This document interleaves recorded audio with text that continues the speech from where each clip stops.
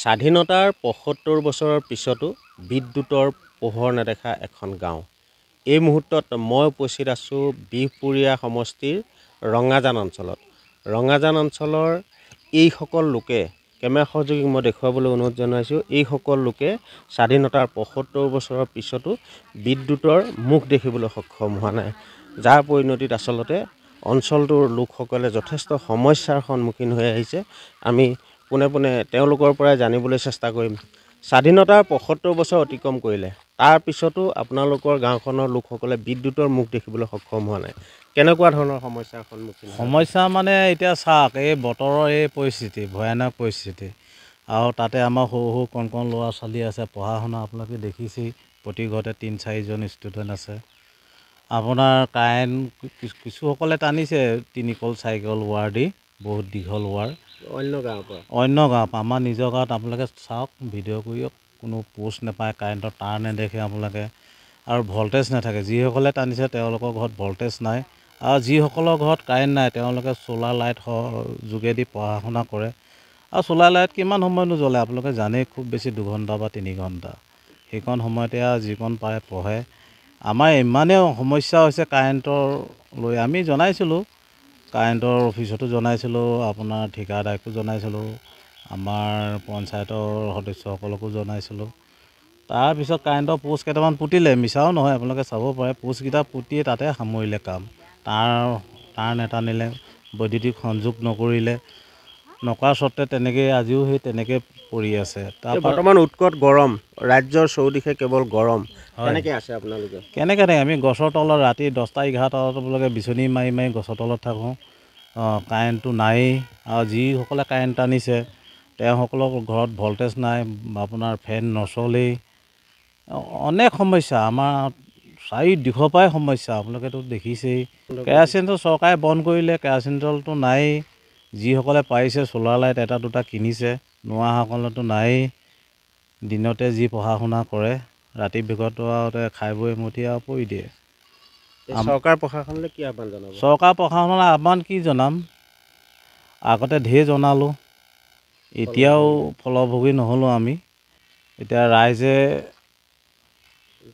গছৰ তলত আপোনালোকে দেখিছেই, গছৰ তলত জিৰণি ল'বলগীয়া হৈছে, ভিতৰলৈ যাবই নোৱাৰে, ইমান গৰম। গৰমৰ চোতত আপোনালোকে দেখিছেই মানুহবিলাক সিঁচৰিত হৈ আছে।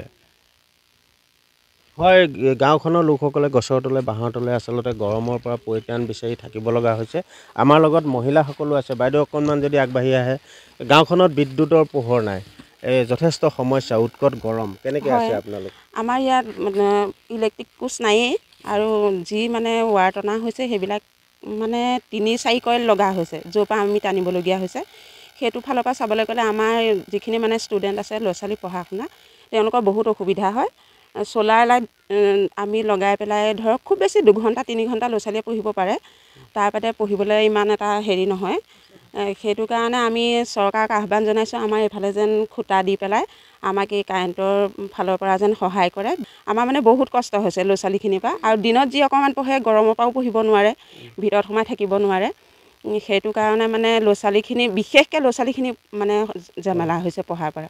এইকেইদিন খুব গৰমো হৈছে, বহুত গৰম হৈছে, ল'ৰা ছোৱালীখিনি থাকিবলৈও দিগদাৰ হৈছে, ডাঙৰ বুঢ়া মানুহৰ পৰা ধৰি। এতিয়া সেইটো কাৰণে মানে আমাৰ মেইন মানে আমাৰ কাৰেণ্টৰে মানে অসুবিধা হৈছে। কাৰেণ্টটোৰ কাৰণে আমাৰ মানে মেইন সমস্যা হৈ আছে। সেইটো কাৰণে আমি চৰকাৰক অনুৰোধ জনাইছোঁ, খুব সোনকালে যেন আমাক এই অসুবিধাৰ পৰা যেন আমাক মুক্ত কৰে। খুৰা, আপুনি যদি অকণমান আগবাঢ়ি আহে, বিদ্যুতৰ পোহৰ নেদেখা এখন গাঁও, কেনেকুৱা সমস্যা? বহুত সমস্যা, কি ক'ব আৰু, এইবিলাকতো আৰু কৈও লাভ নাই, চৰকাৰক জনায়ো লাভ নাই। এতিয়া আমি যিবিলাক কষ্ট কৰিছোঁ, মানে ৰাতি ফেন চলাবলৈও দিগদাৰী হৈছে, 3-4 কইল লগাই পেলাই, ৱাৰ লগাই পেলাই টানিবলগীয়া হৈছে অন্য গাঁৱৰ পৰা। এতিয়া আমাৰ ল'ৰা ছোৱালী পঢ়া লিখা আছে, এতিয়া ৰাতি পঢ়িব নোৱাৰে, কিছুমানে কিতাপ লৈ আহি এয়া গছৰ তলত পঢ়িবলগীয়া হৈছে। আৰু কি কৰিম আৰু, উপায় নাই, চৰকাৰকতো জনাই আমি মানে কি ক'ম আৰু। হয়, আচলতে বিগত সময়ছোৱাত তেওঁলোকে বিভাগীয় কৰ্তৃপক্ষক বহুবাৰ আবেদন নিবেদন কৰিছে, কিন্তু তাৰ কোনো সুফল লাভ কৰিবলৈ সক্ষম হোৱা নাই। কেমেৰা সহযোগীক মই পৰিৱেশটো দেখুৱাবলৈ অনুৰোধ জনাইছোঁ।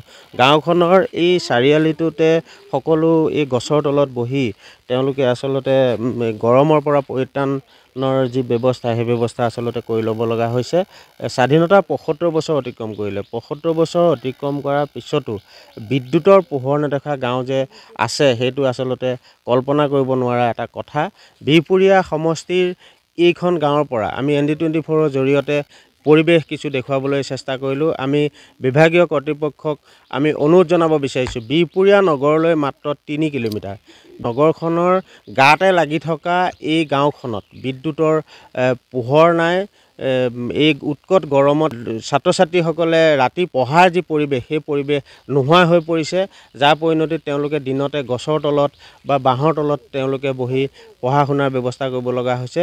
আমি ND24ৰ জৰিয়তে বিহপুৰীয়াৰ এই ৰঙাজান অঞ্চলৰ বিদ্যুতৰ পোহৰ নেদেখা এই গাঁওখনৰ পৰিৱেশ দেখুৱাবলৈ চেষ্টা কৰিলোঁ। সময় থাকোঁতেই আচলতে বিভাগীয় কৰ্তৃপক্ষই পদক্ষেপ গ্ৰহণ কৰক, অন্যথা কিন্তু এই গাঁওখনৰ ৰাইজে কোনোবা এদিনা আন্দোলনৰ দৰে কাৰ্যসূচী গ্ৰহণ কৰিবলৈ বাধ্য হ'ব।